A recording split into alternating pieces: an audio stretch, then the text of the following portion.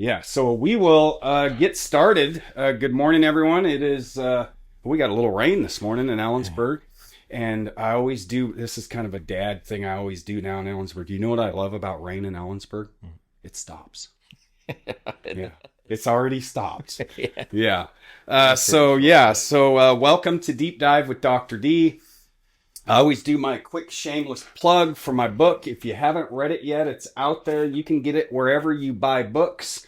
And locally in Ellensburg at Gerald's, Pearl Street Books. In fact, at Gerald's there's two copies left of the original version. So if one day I got famous, you'd have something really cool like whoopee. And then online, Amazon.com, you can get it as an ebook wherever you read ebooks. And then Audible has yours truly narrating it. So there you go. Shameless plug for my book. I always say I'm excited for this one. I'm excited for every guest I have. But much like Corey, who I had last week, Andy is, one of my best friends in the world. He's squarely, it's funny when I say what I'm about to say, he's squarely in my circle of influence. But Andy's someone, we don't talk every day.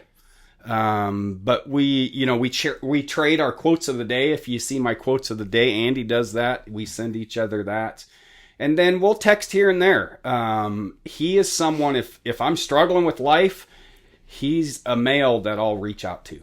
And we've known each other 15 years. Yeah, at least, yeah. Yeah, somewhere in there. A long time. And I'm going to let him introduce himself, but I was thinking about you this morning. You have a way about you that you're easy to talk to. Like you and me work in completely different worlds. I actually looked up some Professor Farmer jokes. Yeah. Like, I'm a college professor and this is Farmer Andy. But in the entire time I've known you, you're one of the coolest humans I know. And I watch you in the world, right? Like how you are with people, and you bring people in a way that's really, really cool.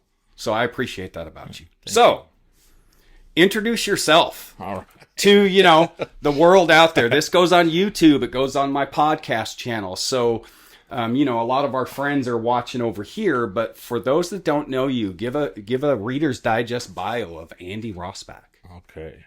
Well, I don't know if I'll do as well as you did, but it's okay. It's all right. My name's Andy Rosbach. I live in Ellensburg, Washington. I'm a 4th-generation hay farmer.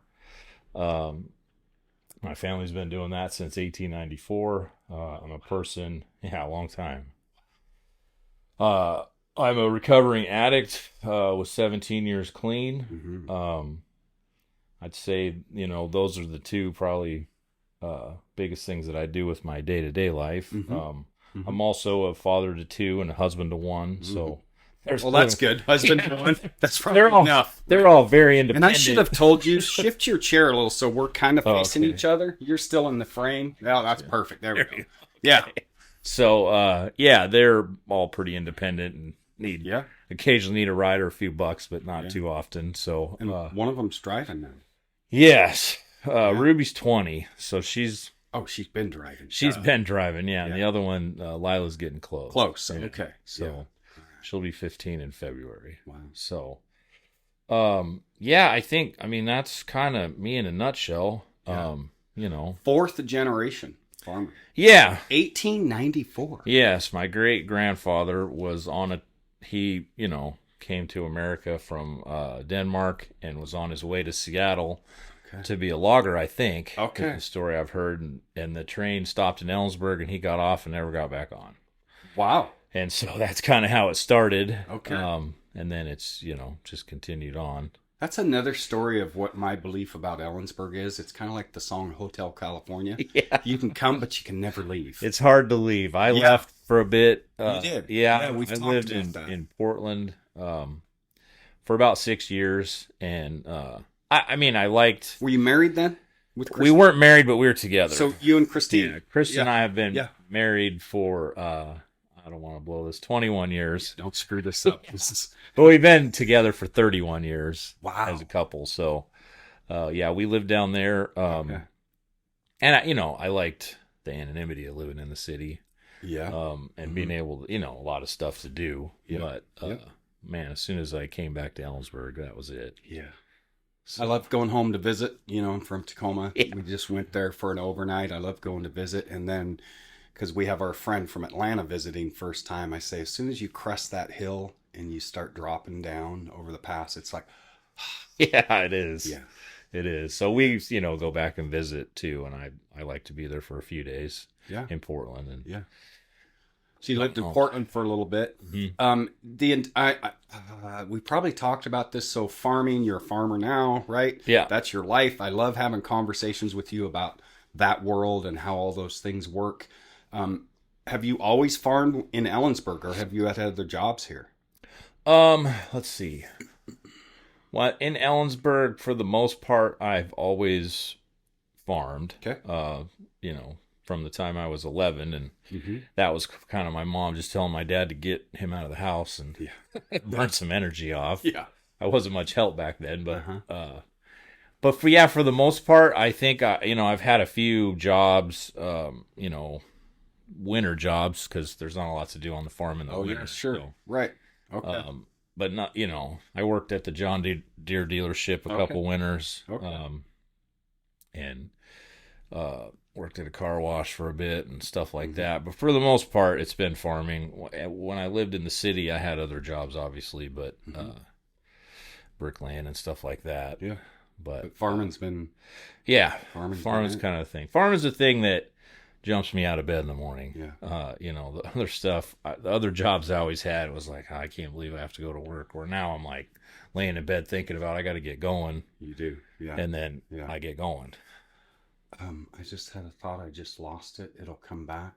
I got to meet, it's been a few years ago when we had the foster boys. I got to bring them out to your parents' place and meet them and see their place. I've been to your house many times. Oh yeah. So you're leading it. You're the Rosbach Farms. Well, my dad, I guess, would be the president. He's still doing it at okay. 78 years old. And wow. And then my brother and I would be vice presidents. So we kind of all have our little section. So we have, my dad likes to count the money and do the books. And my brother's kind of on the growing side of it, and I'm more on the selling side of it. Okay. But, obviously we talk about it all and have our input on everything. But how far does your brother live from you? He lives just around the corner. So when you come to my house, he's the second to the last house on Joseph before you turn on to Denmark. Oh, okay. Yeah. And your parents live right. Yeah, we're all pretty much on the farm. Of land for how long? Since 1890? Yeah, so where my dad and my brother live, that's always been part of the farm. Where I live, I think we bought that in the 80s. Wow. So that's cool. Yeah. Cool. So we ride together. Yep. Professor, farmer. Yeah. We love our motorcycles, right? Yeah. I always say when I have my biker gear on, I'm really tough. Yeah. Right? Oh, he is. We're so tough. I've seen him. When was the first time you rode a motorcycle? Outside of the farm. I'm guessing maybe on the farm you did it, because I see a lot of guys. Yeah. Four-wheelers, and now it's kind of side-by-sides. But on the street, I'm trying to think if I had dirt bikes when I was in high school and stuff, and then I think the first time I rode a bike on the street that, wasn't a dirt bike or work. Right. Just was for pleasure. The Harley I bought at 5 years clean. Oh. Yeah. Was that the one you sold to Aaron? Yes, the black one. That was a nice bike. It was. Yeah. Yeah. So that was That was really my first street bike and riding. So you were 40, 30? Yeah, 41, I think. 41. Yeah. Okay. All right. Yeah. So and did you always have a longing to want to do that, or did addiction get in the way, or how did that? The thing for me in addiction is I couldn't see past that. So I really had no aspirations, goals, or anything. Yeah. It was just trying to. But you got into recovery, and then it's like, I want to bike. And you see, it's pretty popular in recovery. People get bikes and want to ride, and so that it was appealing. And then once I got it and rode, then it was over. Yeah. It only took a couple times, and I knew Yeah. I had just inherited an expensive hobby. Yeah. And I want to share, I'm going to toot your horn because you're probably also one of the most humble guys I know. Is I love riding, but I'm really picky about who I ride with.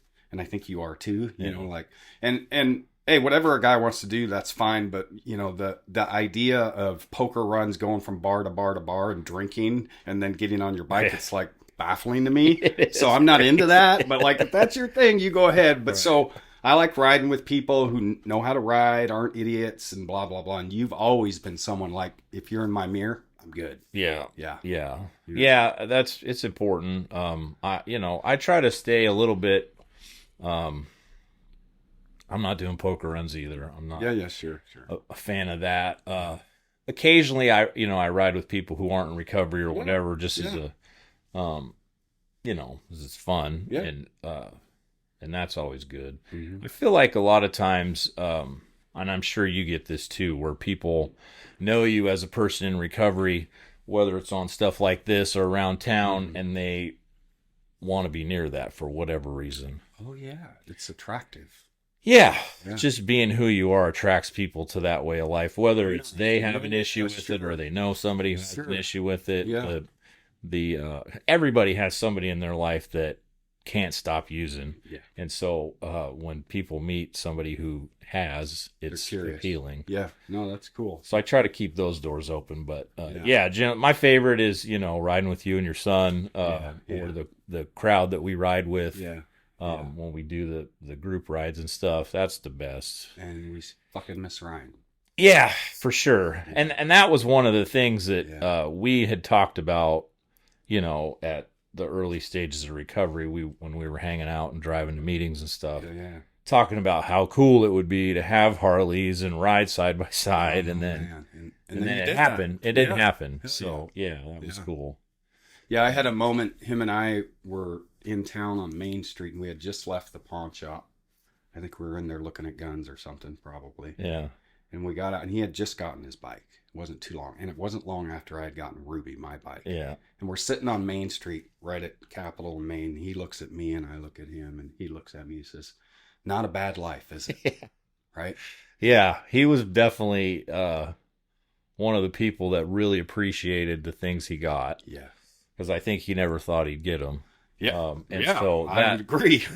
I try to surround myself with people like that too, that appreciate the life they have. Yeah. That's pretty important. So, Dad, 2 kids. Mm-hmm. Ruby's 20. How old is your other daughter? Lila is 14. 14. She'll be 15 in February. Feeling old? Yeah. I know, right? It's for crazy. One, pretty much. It's crazy. I'm trying to think. Most of the people that I hang out with the exception of you, are quite a bit younger than me. So I feel old all the time. Yeah. All at least 10 years younger. Well, just hang out with me more to feel young, because Anthony's going to be 15 and going to driver's ed. My grandson. That's pretty crazy. Yeah, that's wild. Yeah. Tyler's 35. Yeah. He's an old man. He is an old man. Yeah. Cool. Well, let's do a question. I think this will steer us in some direction. Here we go. As a 4th-generation farmer, which is just wild, that's super cool. You carry a deep legacy. Like, that's a lot of history. Yeah. So, how has recovery shaped the way you approach both the land and your family's tradition? Okay, so I guess I would say what recovery has done for that stuff is has helped me appreciate it more. The thing, farming's a tough job, and it gets technology-wise, it gets easier every year because they come out with new fancy stuff and GPS tractors and GPS tractors and stuff like that. But the economy and how that fits in seems to get harder all the time. So it's really easy to focus on the problems. If I had hay down and it rained, I just lost a bunch of money, so you're constantly watching the weather and, this is going on and that's going on and political stuff. And it's easy to get sucked into that. So recovery has taught me to look for the things to be grateful the So I think that would probably be, I'm not saying, the the three of us, my dad, my brother, and I, don't sit around and complain about stuff. Don't we all? Yeah. Sometimes you got to let that out. Mm-hmm. But I try to live my life grateful that I have the opportunity to. Like, I want to be 90% grateful and 10% worried about the problems. Where That's I think a good mindset. left to my own devices, I'm more the other way. 90% worried about the problems and 10% grateful. And it's hard to be happy like that, no matter how good you got it. Yeah. So let's... a couple things. I think about you probably more than I should. And let me say why. Anytime the weather shifts, sometimes I'll text you like, "Ooh, how's this? How is this? Or how's this going to affect you?" Like, it's fascinating to me. I like to learn about a variety of things. So, what do you do with the stress? Because you do have stress. Farming is a stressful life. What do you do with it? Well, I think I will say this: like, taking my recovery attitudes and principles to work was probably the last place. I took it. The stress can be a lot, and there are still times where I wake up at 3 a.m. trying to figure out how all this is going to work. Right. But for the most part, I would say I try not to focus too much on it. I feel like if I'm doing what I'm supposed to do, everything's going to work out. Day, right? Yeah, definitely a day at a time. Yeah. For sure. But I feel like if I do what I'm supposed to do, everything's going to be okay. So let's just not worry about it. And most problems I've seen that, you wake up with, if you just go to work and do your thing, by the end of the day, they're at least better. Maybe they haven't gone away completely, but sometimes they do that too. So I really try to keep my focus on, just put one foot in front of the other, keep moving, and you make some progress. And by the next Monday, it's not even a problem anymore. A lot of times. Yeah. And there's that saying of those things that we worry about today, we're not even going to know what we were worrying about a year from now. Exactly.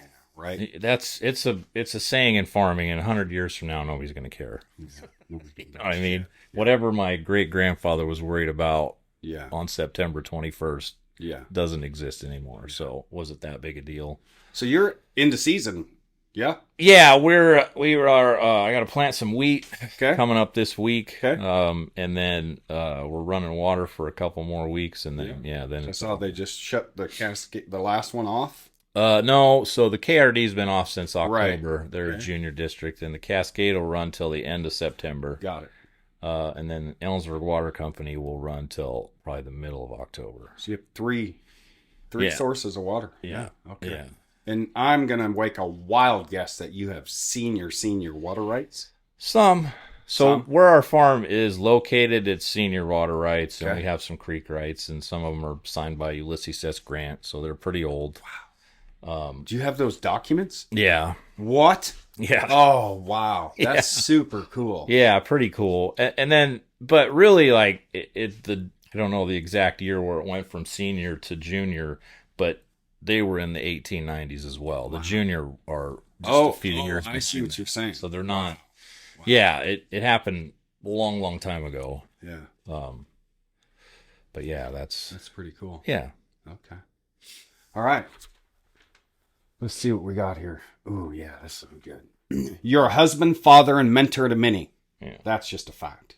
How has sobriety influenced the way you show up in those roles? Okay. Well, again, I think it's a work in progress. Let's do this. Okay. What was it like pre-sobriety? Yeah, well, not great. Like I said before, Chris and I have been together for 31 years, and I've been clean for 17. Yep. I had a period of 11 years there, too, and a relapse in between the 11 and the 17. Oh, my gosh. I probably knew this, but okay. Yeah, so there was a couple years very similar paths where it fell apart. So okay. When we first met, I was a mess. Okay. And she was less of a mess, but it's kind of in the party scene in college, and it kind of seemed to work. And then she grew up, and I didn't. Okay. And so it was rough for a bit. Mm-hmm. And then I got clean in 1996. Oh my gosh. And was clean, like I say, for 11 years. And so in there, like somewhere in there, we got married. Like she wanted to wait and see if it was going to work. What this guy's gonna do? And then we got married. And 5 minutes later, I fell off the wagon. Oh God! Or it seemed like that. Yeah, anyway. sure. And then it took me a few years to get back to it. So, like I said earlier, when I'm using drugs, alcohol, whatever, any mood or mind altering substance, that's all I'm thinking about, and I cannot do anything else. I'm powerless over doing anything other than making sure that happens. That's the focus. Yeah, staying loaded in some form or fashion. So that was terrible. I was unemployable. There's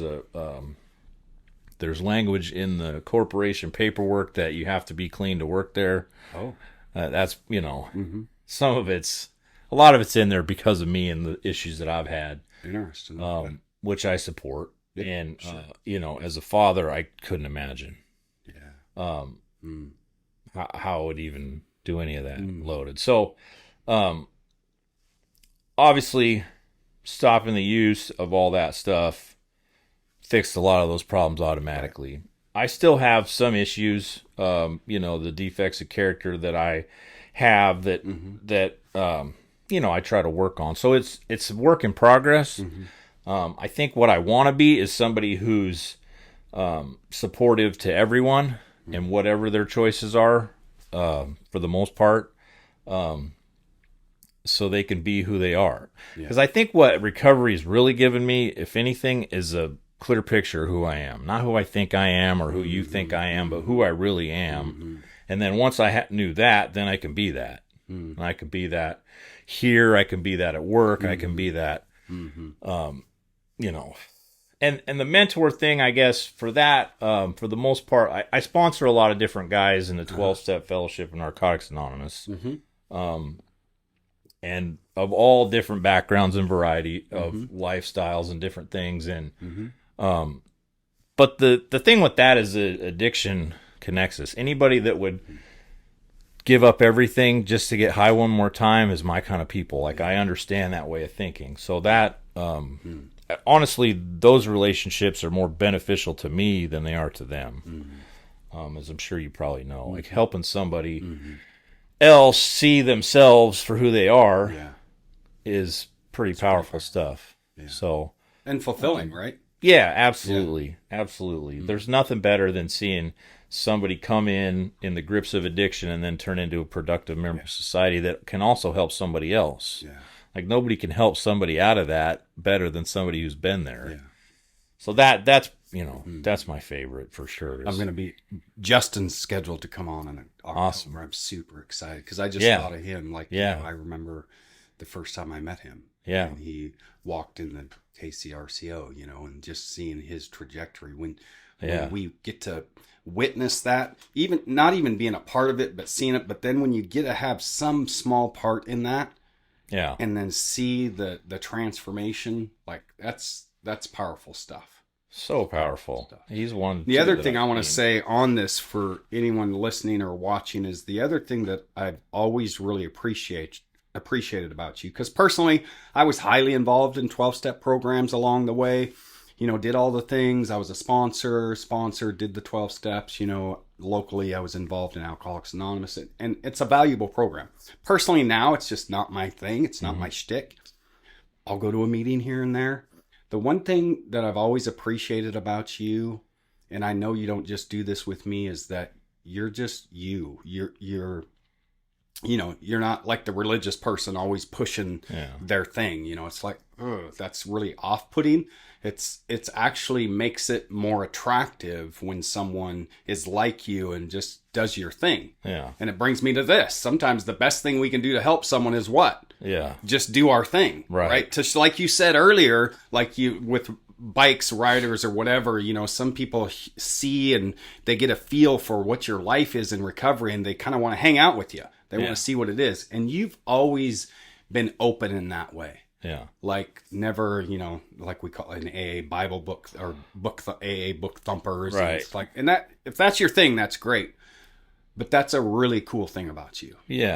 And I've always appreciated that. And I'm just guessing that others have too. And maybe has made them more open to coming into NA or getting involved or whatever it is. So, I've always felt that for me personally, the people that chase me around to try to get me clean just made me run away more. Yeah.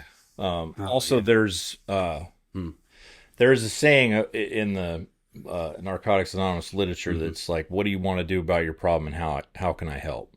So I want to be there to help whoever I can help. But it's really like the only person that got you clean, sober, whatever, was you. Same with me. If you're not participating, nothing I say or do is going to make any difference. So, but the thing I'll say to that, because I hear what you're saying. Like, I just did a quick writing about my little journeys when I go to Tacoma, but like, certainly I've had to do the work. Like, at some level I had to say, yeah, I guess I'll give this a try. But I think there's also something to you being who you are, and others who do that same thing, who present avenues of recovery in a way that is, well, there's a saying, and I think it's AA, one of the two, attraction rather than promotion. Yeah, absolutely. Right? Yeah, absolutely. You know, I think there's really something to that. Like you said, like if someone's like, I'll tell families, like oh man, I field calls, and it's not always moms. I've actually had dads, but you know, the mom or the dad who's like just trying to pull their kid and in. I'm like, you know, sometimes the best thing you can do is step back. Yeah. And what? Just model recovery. Right. Just show them there's a different way. Yeah. And then the second that they say, oh yeah, I'll give this a try, and then go, okay, let's go. Right. Right? Right. Does that make sense? Yeah, absolutely. Yeah, I definitely, there's a pretty tried and true laid out program that I follow. That's how I stay clean, how I got clean, how I stay clean, that, millions of people also do. Yep. So that, but I'm not trying to, because there's all kinds of ways to get clean, sober, whatever you want to call it. There's a whole bunch of stuff. Whole bunch of words we can use too, right? Yeah. And so whatever works for you, I'm for. And if someone can improve their life. Yeah. And if I can have some part of that, well, let's go. Yeah, absolutely. Yeah. So I think that, it's important to stay open-minded to that stuff. Yeah. I just know for me, like, I tried a lot of different things, and what I'm doing now seems to work pretty well. Yeah. And so I'm pretty happy with it. Well, you are for sure. And I don't know if did you know that I was in recovery for 10 and a half years and returned to use, and then now have just a little bit more time than you? I think I did know I had no idea that we have very similar paths. That's really, really interesting. I think that's the thing, is that addiction is running the show. So, I have friends. I sponsor a guy in Sweden. I have friends in Southern California that live in Compton and stuff like that. The some of the details are different, but the path of addiction is the same for everybody. It's really close to the same. So, yeah.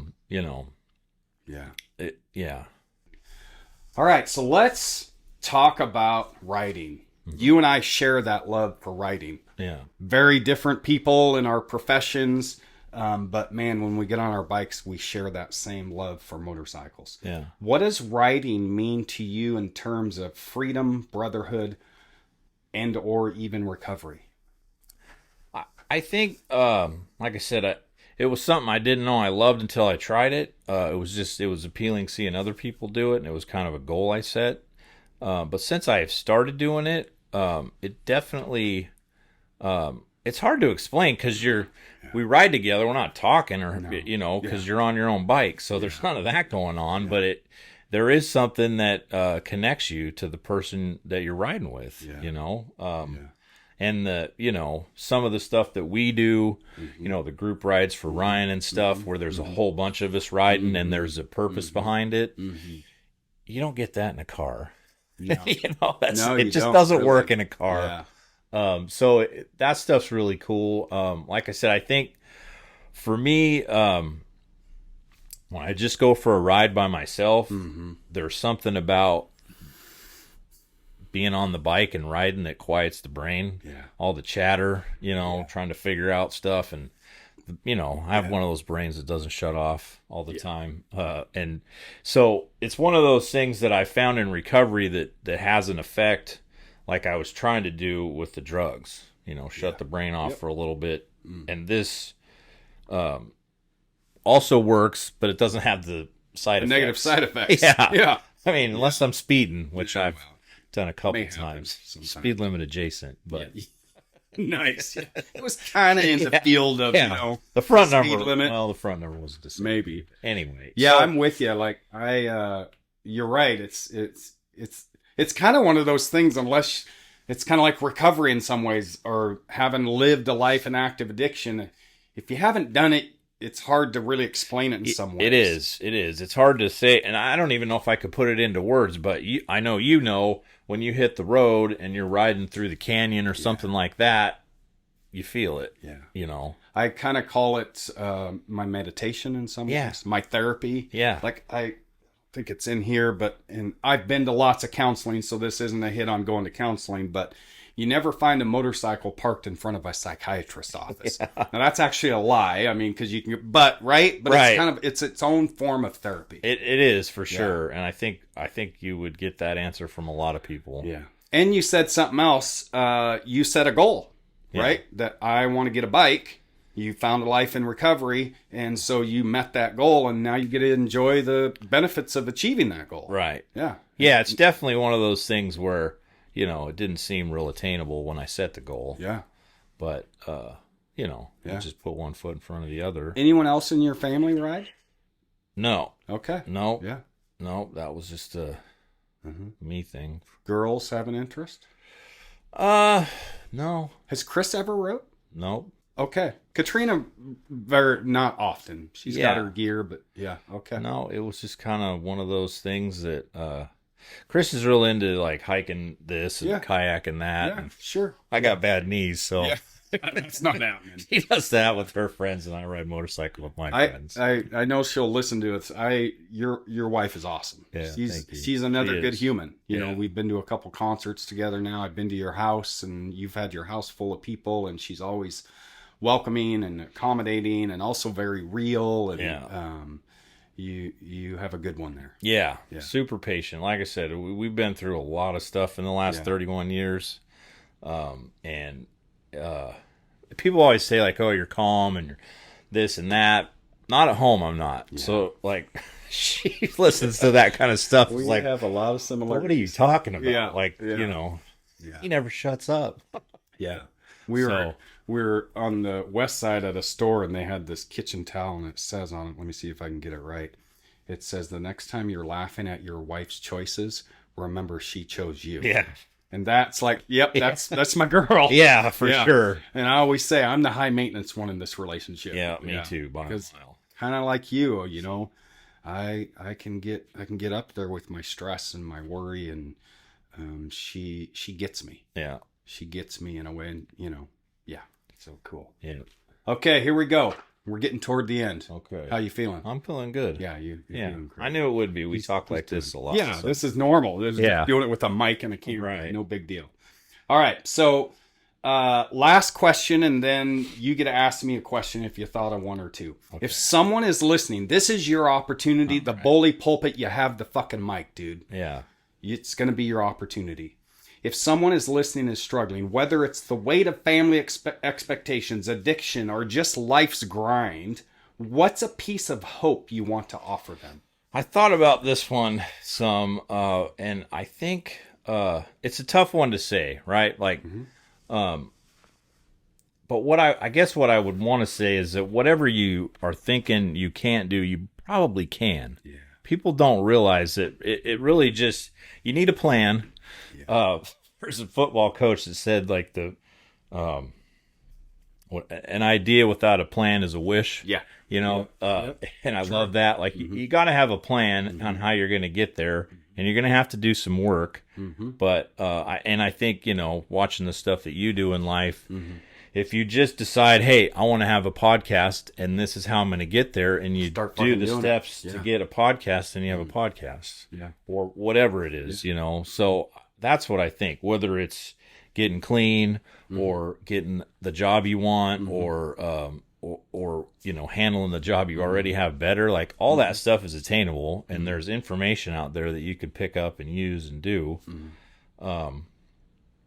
So yeah, I think that would be the biggest thing, is that people sell themselves short, myself included, a lot. Yeah.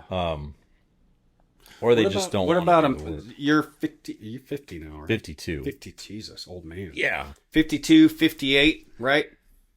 What would you say to a man in his 40s who's like just can't get his shit together? Well, I don't think the age matters. You know, I got clean when I was 36, and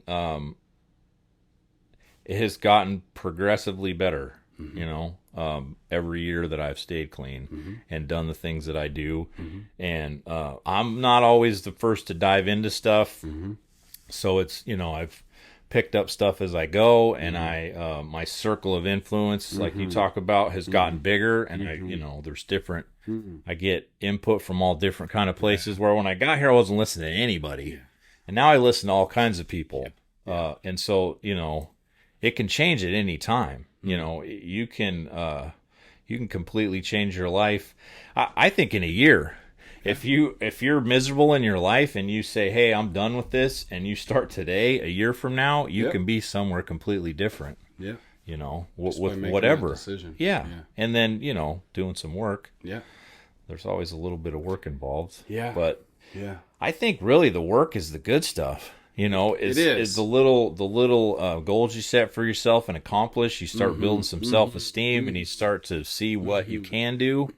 I think it changes pretty quick. That's been my experience with myself and people I've watched in life and recovery is they just, you know, keep doing the right thing every day, and pretty soon you're somewhere else completely. Yeah. I got a guy right now, he just messaged me this morning. He's on a road trip to Canada. He loves going on road trips. He's got his camper on his truck, and he just sent me a message. He says, I got a week. Yeah. I'm like, great. Yeah. So now do that again. Right? Yeah. Do whatever you did. Yeah. In the week. Keep track of that. Keep the mileage going, right? Repeat those things. Yeah. And it's what I think you said this, and it's one of my mantras but you said it in just a different way is I'm not the smartest fucking guy in the room. Yeah. Like with the podcast. Right. I fucking know how to do a podcast. Yeah. But you know what I'm willing to do? Figure it out. Yeah. Right? Ask for help. Yeah. Google the shit, right? Yeah. Maybe you fail a little bit and you figure it out as you go. Yeah. And 5 years from now, this thing will be nationwide. Yeah. I was watching at our Airbnb, I was watching a documentary on this baseball player, the Oakland A's and the LA Dodgers in '88 when the Dodgers won the World Series. I'm pretty sure. Anyway, this one player, he ended up hitting the, you know, game-winning fucking home run, and his knee. Yeah, Kirk Gibson. Yeah. Dude. Yeah. And you know what he said? That was like, fuck yeah. So you know about this guy. Yeah. I had no idea. Really cool. Right at the end, the reporters asked him. He says, you know what? They're like, how'd you do it? He's like, I can't tell you how many failures I've had running up to this. Yeah. You just keep fucking going. Yeah. You keep swinging the bat. Yeah. You just keep fucking going. Yeah. Absolutely. And like I said, I think that people in addiction especially, because you always lose. Addiction always wins, so you're used to just getting your butt kicked day in and day out, and so they give up, you know, or you whatever, you went to a couple meetings and it didn't work out, or you went to this or that, and this is stupid, I'm just, you know, I'm stuck where I'm at, and you're not. You know, you just didn't go to the right meeting, or you didn't go to enough of them, or you didn't. Maybe it's this fellowship or that fellowship, or whatever. Yeah, you didn't connect with the right people. Definitely, the people that you're connected with, you know, is important. Determine who you are and where you're going. And I say to people, like, you know, in early recovery, like, surround yourself. Like, I'm all about, like you too. Like, I want a wide pocket of people in my life today, but I think early recovery, it's really important. Surround yourself with people in recovery. Yeah. Because that's a safety net, right? That's what NA is all about. AA is all about support groups, whatever you do, whether it's your church or your, like, treatment, that you're surrounded. You have that safety net so that the 30, 60, 90, 6 months, right? That period of time when I remember, I'm like, I can't do this. No, you've got people that can help keep lifting you up. Yeah, absolutely. Yeah. Very important. Okay. What's a question you have for me? So I was thinking about this too, and what I see, you're a doer. You're one of those people that gets an idea and then does it. So of all the things that you have either been involved in or are involved in this community, what fills your cup the most? Like, where do you get the most bang for your buck? This has actually been on my mind lately, and it really goes to my work on campus, you know, because I'm a college professor, but I do a lot of other work on campus. And doing something like this and the work I do in the community is mentoring. Yeah. Like really, like a student comes to Central, it happened. The student sent me a message that I had met over the summer. He's a freshman, and I must have given him my number, and he sent me a message, said, hey, I'm on campus, let's meet. I want to take that, and I want to build that relationship with that young man for the entire time he's here and beyond. Yeah. Like that shit gets me excited. Yeah, like absolutely. grandson Anthony, like mentoring him. Like my role as a grandfather is different than a father. Right. It's a pretty cool role and it's got its own stress with it, but mentoring him. Alaric, like I sent Alaric a message, my grandson, who's gonna my meal ticket to retirement with his football skills, He's right? pretty talented. Yeah, right. But I sent him a message because they ended up losing their game. Yeah. But I'm like, hey, grandson, you know, given that tidbit of grandpa mentorship, but Yeah. being impactful in that way, Yeah. like fucking, yeah. Absolutely. Like Being my the Calvin light. wouldn't mind me saying his name. Like he's changing his relationship with alcohol again, and he's back in Ellensburg. He was a former student. He went in the military. He did a good job. He got out. He's back. I'm so excited he's back. Yeah. Because we get to build that friendship. This dude, you're like one of my favorite fucking humans in the world. Thank you. And then I could say, of course, you know, riding's awesome, but that's it. I mean, really mentoring and helping people see that they, like you were talking about, that they have it within them. Yeah. Dude, if you and me, if this guy and me, if we can fucking be sitting here with 17, 18 years of recovery, you have a good fucking life, Anybody right? can do it. Anyone can fucking do it. Trust me, we're not real smart, right? No special. So that's it. Yeah. That's it. Yeah. All right. Cool. Okay. Thank you for joining us.